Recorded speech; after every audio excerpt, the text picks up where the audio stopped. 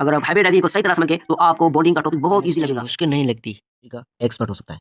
Hybridisation का topic clear हो जाए तो आपकी 90% केमिस्ट्री आपकी क्लियर हो सकती है। कार्बन 4 बॉन्ड कैसे बनाता है? स्मॉल लर्निंग सागर अली अस्सलाम वालेकुम दोस्तों, आज की वीडियो में बनने वाले हाइब्रिडाइजेशन बेसिकली एक केमिस्ट्री का बहुत बड़ा कॉन्सेप्ट और बहुत सारे इसमें से क्वेश्चन आते हैं बहुत सारे एंटिटीज में, जो कि आज की वीडियो में हम कवर करने वाले हैं। ये केमिस्ट्रिकल टॉपिक है लेकिन आज की वीडियो में बहुत सिंपल तरीके से इसको कवर करेंगे। इस हाइब्रिडाइजेशन सही तरह एक्सप्लेन नहीं कर पाते, सो आज की वीडियो में करने वाले हाइब्रिडाइजेशन का टॉपिक। इस हाइब्रिडाइजेशन के प्रोसेस को मिक्सिंग प्रोसेस के नाम से पहचाना जाता है। हाइब्रिडाइजेशन में ऑर्बिटल ऑफ डिफरेंट शेप्स के डिफरेंट एनर्जी वाले आपस में मिलते हैं, तो उनके मिलने से न्यू ऑर्बिटल्स की फॉर्मेशन होती है, का सेम शेप होता है और उनकी सेम एनर्जी होती है। इसी प्रोसेस इस टॉपिक के बेसिक की तरफ स्टार्ट। ये आपका एक एटम रहा, इस एटम में आपके जो सबसे अंदर है उसको कहते हैं न्यूक्लियस। न्यूक्लियस में प्रोटॉन प्लस न्यूट्रॉन होते हैं, ये आपके शेल कहलाते हैं। इन जो फर्स्ट शेल होता है इसको के शेल, इसका नाम के शेल है, इसका एल शेल नेम है, इसका एम शेल नेम है, इनका एन शेल नेम है। इनको हम एनर्जी लेवल भी कहते हो। ये शेल KLMN ये शेल कहलाते हैं और इनके अंदर सब शेल होते हैं जैसे कि SPDF नाम से पहचान जाते हैं। और इसमें जो P ऑर्बिटल है, जो D होते हैं, इसमें F होते हैं। जो P में आपके 3 डीजेनरेटेड ऑर्बिटल्स होते हैं और D में 5 और D जनरेटेड ऑर्बिटल्स होते हैं और F में 7 डीजेनरेटेड ऑर्बिटल्स है। तो हम हाइब्रिडाइजेशन में सिर्फ S और P को पढ़ेंगे, ना कि D और F को पढ़ेंगे। तो सिर्फ हम S और P के बारे में जानते हैं। एस में सिर्फ एक ही डीजेनरेटेड ऑर्बिटल्स होते हैं जो कि वो खुद होता है, और पी में 3 डीजेनरेटेड ऑर्बिटल्स होते हैं जिनको हम PX, PY और PZ के नाम से पहचानते हैं। PX का एनर्जी PY और PZ से ज्यादा होता है, जबकि PY और PZ की एनर्जी एक सेम होती है, उनका शेप भी सेम होता है और उनका जो शेप होता है वो डम्बल होता है। जो एस का शेप होता है वो स्फेरिकल यानी कि गोल होता है और उनका जो शेप होता है वो होता है डम्बल, इस तरह डम्बल शेप होता है पी का। इस सवाल इस क्वेश्चन की तरफ चलते हैं कि व्हाई दिस थ्योरी केम, ये थ्योरी क्यों आई। अब आपको मिलेगा कि ये थ्योरी एक्सप्लेन करने को आई बिहेवियर कार्बन का। ये थ्योरी इसलिए आई कि ये लोग कहते हैं कि कार्बन 2 बॉन्ड बनाता है, 2 बॉन्ड बनाता है, लेकिन इस थ्योरी ने प्रूव कर दिया कि कार्बन भाई 2 नहीं, कार्बन 4 बॉन्ड बनाता है, जो कि हम आगे इसकी डिटेल में पढ़ने वाले कि कार्बन वाकई में 4 बॉन्ड बनाता है या 2 बॉन्ड बनाता है। Electronic configuration of carbon. Carbon में 6 इलेक्ट्रॉन होते हैं, 1s2 2s2 2p2। इसी तरह होगी 1s2 2s2 2p2।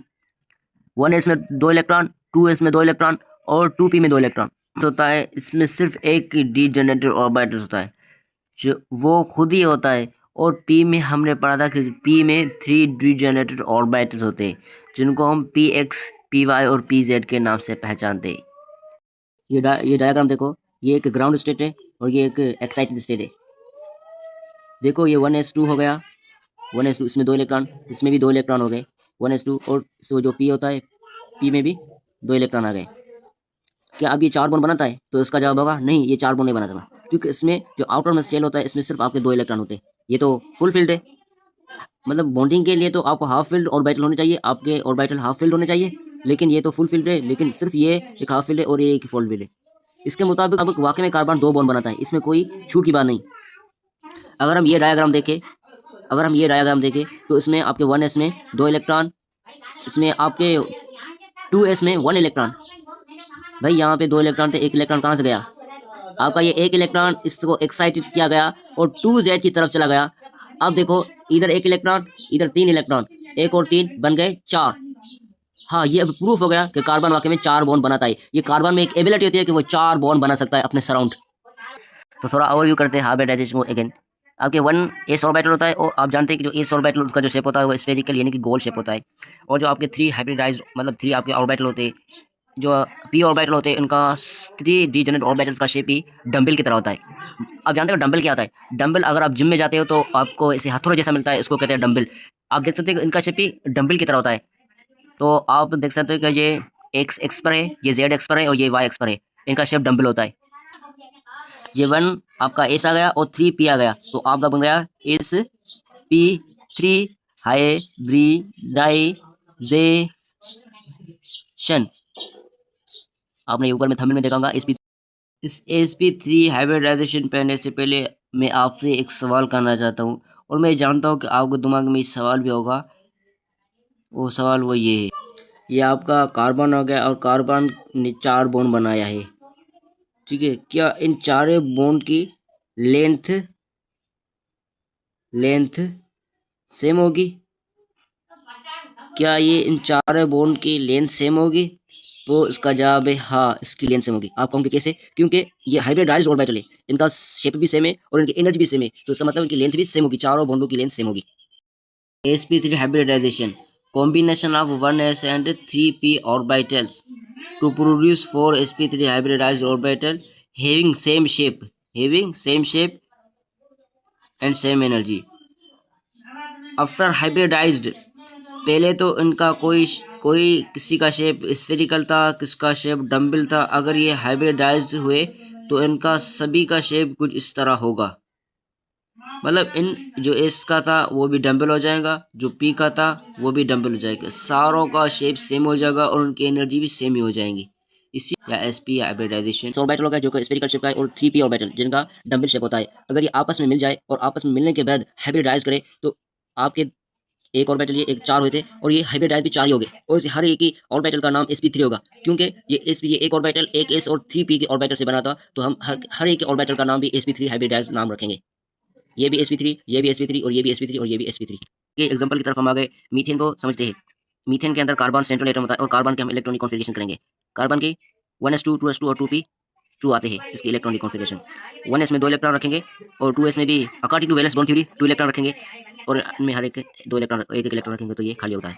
इसके मुताबिक ये यहाँ पे 2 इलेक्ट्रॉन है भाई. इसके मुताबिक कार्बन 2 बॉन्ड बनाता है. अगर ये इलेक्ट्रॉन यहाँ से एक्साइटेड होता है और 2p की तरफ आता है तो कार्बन 4 बॉन्ड बनाता है. एक ये 3 ये, एक और 3 बन के 4, मतलब कार्बन 4 बॉन्ड बनाता है. अब मीथेन की तरफ आ गए कि मीथेन में कार्बन सेंट्रल एटम है, उस कार्बन ने 4 sp3 हाइब्रिडाइज्ड ऑर्बिट बना, जो कि इस पर यहाँ पड़े हाइब्रिडाइजेशन को ऊपर पड़े. ये sp3, ये sp3, ये sp3 और ये sp3, और उससे हाइड्रोजन अटैच हुआ है. हाइड्रोजन ये अटैच हुआ है और हाइड्रोजन में सिर्फ एक इलेक्ट्रॉन इसके s ऑर्बिटल में होता है. 4 हाइड्रोजन है इसमें, इसके 4 s ऑर्बिटल इससे ऑर्बिट हुए. इसका भी मतलब 4 s ऑर्बिटल और 4 sp3 हाइब्रिडाइज्ड ऑर्बिटल.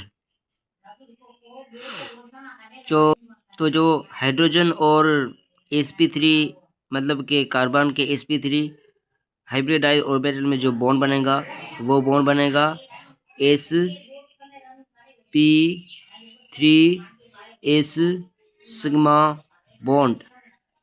चारों में यही होगा, sp3s सिग्मा बॉन्ड चारों में यही होगा. ये क्वेश्चन आता है, बहुत इंपॉर्टेंट क्वेश्चन होता है कि मीथेन में कितने बॉन्ड बनते हैं, वो कौन से बॉन्ड बनते हैं.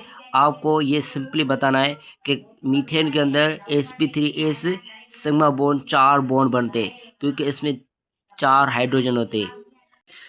ये आपको तो सिंपल मैं तरह के बताता हूँ कि ये कार्बन है, कार्बन सेंट्रल एटम में, इसके चारों तरफ हाइड्रोजन है, 4 हाइड्रोजन है.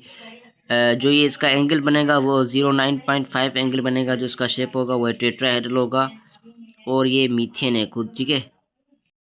Another example of sp3 hybridisation, ethane C2H6. ठीक है, इथेन. सो कार्बन के इलेक्ट्रॉनिक कॉन्फ़िगरेशन करते हैं. Carbon 1s2 2s2 2p2. इसमें 2 इलेक्ट्रॉन 1s में, और 2s में 2 इलेक्ट्रॉन, और 2p. यहाँ पे 2 इलेक्ट्रॉन थे 2s में, यहाँ एक इलेक्ट्रॉन एक्साइटेड होकर 2p z की तरफ आ गया. अब कार्बन 4 बॉन्ड बना सकता है. सिर्फ इलेक्ट्रॉनिक मतलब इलेक्ट्रॉन को एक्साइटेड होता है. इसी को कहते हैं हाइब्रिडाइजेशन का टॉपिक. आपको ये समझ आ जाए तो बहुत अच्छा मसला है भाई. ये देखते हैं कि इथेन का हाइब्रिडाइजेशन. ये आपका कार्बन हो गया, ये आपका दूसरा कार्बन हो गया. इसका फार्मूला क्या था? इसका फार्मूला था C2H6, मतलब 2 कार्बन 6 है हाइड्रोजन. ये आपका कार्बन आ गया, ये आपका दूसरा कार्बन आ गया. इसी हर एक कार्बन से 3 हाइड्रोजन अटैच है, और इसी दूसरे कार्बन से भी 3 हाइड्रोजन अटैच है. ऑर्बिटल है, इसको हम sp3 का नाम देंगे, और इसका हम sp3 का नाम देंगे, और उसको भी जो भी मतलब कार्बन के जो 6 मतलब ऑर्बिटल है हम इन्हीं को sp3 का नाम देंगे, क्योंकि ये एक s ऑर्बिटल और 3p ऑर्बिटल से बने. तो हम each carbon orbital is known as sp3 hybridised orbital. ये आपका हाइड्रोजन अटैच है. हाइड्रोजन में सिर्फ एक इलेक्ट्रॉन भी इसके s ऑर्बिटल में होता है. ये भी हाइड्रोजन, ये भी हाइड्रोजन, ये भी हाइड्रोजन. सेम कंडीशन हाइड्रोजन के लिए. ये आपका sp3 मतलब ये sp3s sigma bond. Sigma bond क्या है, क्योंकि इसने जो ओवरलैप किया है वो हेड टू हेड ओवरलैप किया है। ये भी sp3 एस सिग्मा बॉन्ड, चारों जो 6 सेलेक्ट हाइड्रोजन है वो यही बॉन्ड बनाएंगे sp3 S sigma bond.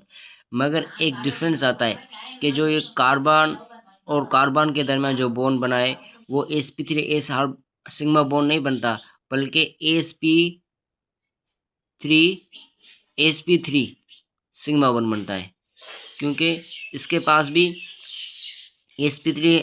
sp3 orbital है और इसके पास भी sp3 ऑर्बिटल, अब तो sp3 हाइब्रिडाइज्ड ऑर्बिटल बनते हैं। सी को नाम देते हैं sp3 सिग्मा बॉन्ड। आपके एक कार्बन या आपका दूसरा कार्बन, इसके साथ 3 हाइड्रोजन अटैच है, इसके साथ भी 3 हाइड्रोजन अटैच है। यह को जो आपका एंगल बनाए वो 0109.5 का एंगल बनाए, जो इसका शेप होता है वो टेट्राहेड्रल है। जो एग्जांपल है वो sp3 हाइब्रिडाइजेशन की एग्जांपल है।